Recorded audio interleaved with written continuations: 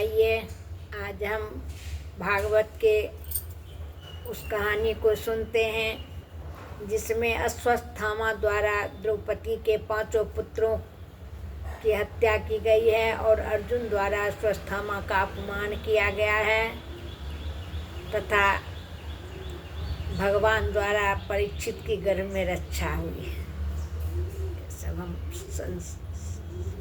संक्षेप में ये सब कहानी सुनते हैं। महाभारत युद्ध का अंतिम दिन भीमसेन जब दुर्योधन की जंघा को अपनी गदा से तोड़ दिए थे, दुर्योधन मृत्यु का एक एक क्षण गिन रहा था। सारे सैनिक कौरव और पांडव पक्षों के मारे गए थे। तभी द्रोणाचार्य के पुत्र, गुरु के पुत्र अश्वत्थामा अपने मित्र दुर्योधन से वाहवाही लेने के लिए आया और पांडवों के और द्रौपदी के 5 पुत्रों की हत्या करके उसका सिर लेकर आया। सोचा कि दुर्योधन बड़ा खुश होगा मेरा मित्र और मैं उसकी यह सहायता करके प्रसन्न होऊंगा, लेकिन उल्टा ही हुआ। दुर्योधन को भी बड़ा दुख हुआ क्योंकि यह सोए हुई अवस्था में बच्चों की हत्या करना कहीं से भी निंदनीय ही है, सब जगह से कहीं से भी उचित नहीं कहा जा सकता है। इसलिए दुर्योधन के नज़रों में भी वह अश्वत्थामा गिर गया और खुद अपनी नज़रों में भी गिर गया।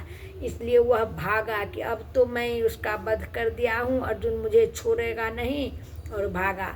जब द्रौपदी सुबह हुई, द्रौपदी देखी कि मेरे 5 पुत्रों का सिर कटा हुआ है। किसने काटा? अर्जुन ने कहा जो कोई भी किया है यह जघन्य पाप, उसे मैं छोड़ूंगा नहीं।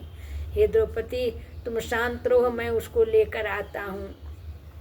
और भागते हुए अश्वत्थामा को अर्जुन जब पकड़ने के लिए चले तो अश्वत्थामा दूर से ही देखा कि अर्जुन आ रहा है, वह मुझे छोड़ेगा नहीं, तो अपने प्राण बचाने के लिए अश्वत्थामा ने ब्रह्मास्त्र चला दिया। अब अर्जुन भगवान की शरण में आए कि हे प्रभु, सारथी भगवान ही थे, तो भगवान से पूछे कि हे प्रभु मुझे क्या करना चाहिए? यह अश्वत्थामा तो मेरे ऊपर ब्रह्मास्त्र चला दिया है, अब मेरे प्राण जाने पर हैं। तब भगवान ने कहा कि हे अर्जुन, अश्वत्थामा को ब्रह्मास्त्र चलाना तो आता है, लौटाना नहीं आता।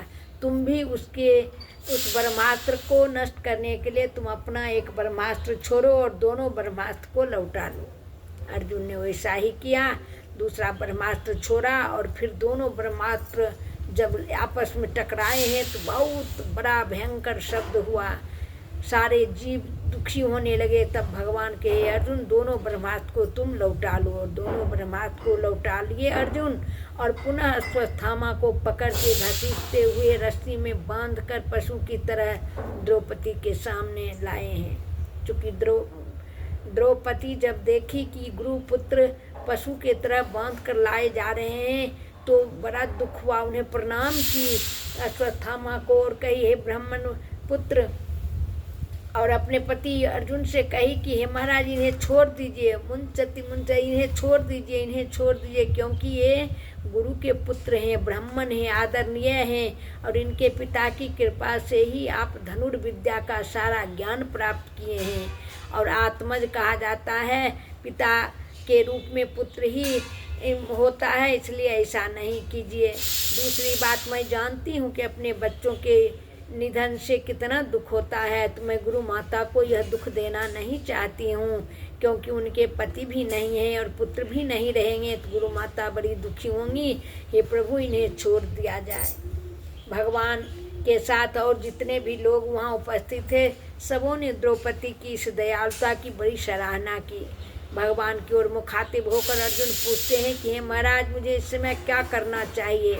तब भगवान कहे कि हे अर्जुन, ब्राह्मण को का वध नहीं होना चाहिए, आतताई ब्राह्मण का भी वध नहीं किया जाता है और आतताइयों को छोड़ा नहीं जाता है।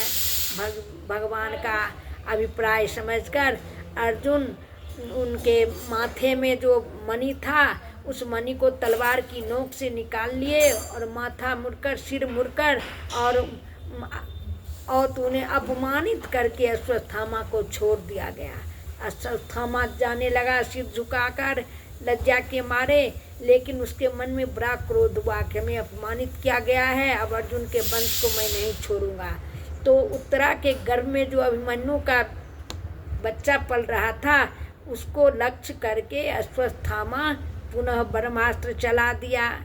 अब भगवान तो अब सोचे कि सब कुछ ठीक ठाक हो गया, अब मैं द्वारका जाऊंगा। रथ पर चढ़ने ही वाले थे कि उत्तरा दौड़ती हुई आई, भगवान श्री कृष्ण के चरणों पर गिर पड़ी। हे प्रभु, मेरी रक्षा कीजिए, रक्षा कीजिए। इस संसार में इस दहकते हुए लोहा जो मेरे पास आ रहा है, इससे मेरी दूसरा कोई रक्षा नहीं कर सकता। हे प्रभु, मैं जल जाऊं वो ठीक है, लेकिन मेरे गर्भस्थ शिशु की आप रक्षा करो प्रभु।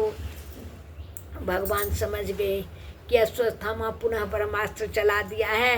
तब भगवान अपने योग माया के बल से गर्भस्थ शिशु को ढक दिए और अपने चक्र सुदर्शन के प्रभाव से ब्रह्मास्त्र भगवान के सामने आते आते शांत हो गया।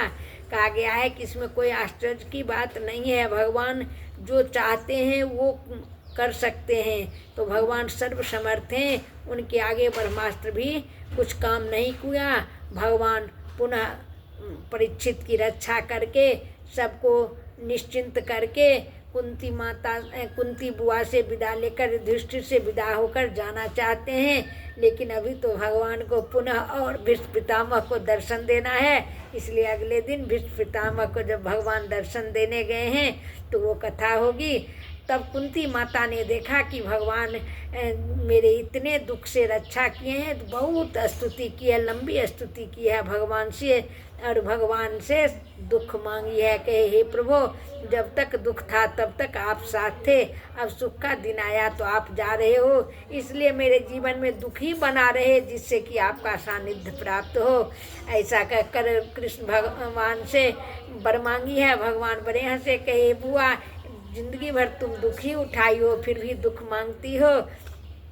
और ऐसा कहकर भगवान विदा नहीं लिए हैं, कुछ दिन और रुक गए हैं। बोलिए वृंदावन बिहारी लाल की जय। इस छोटी कहानी के द्वारा हमें यह शिक्षा मिलती है कि हम अपने व्यवहार से आतताई जैसा व्यवहार नहीं करें। अपने जीवन के व्यवहारिक जीवन में हम भगवान के गुणानुवाद के साथ अपना जीवन भी संयम पूर्वक बिताएं।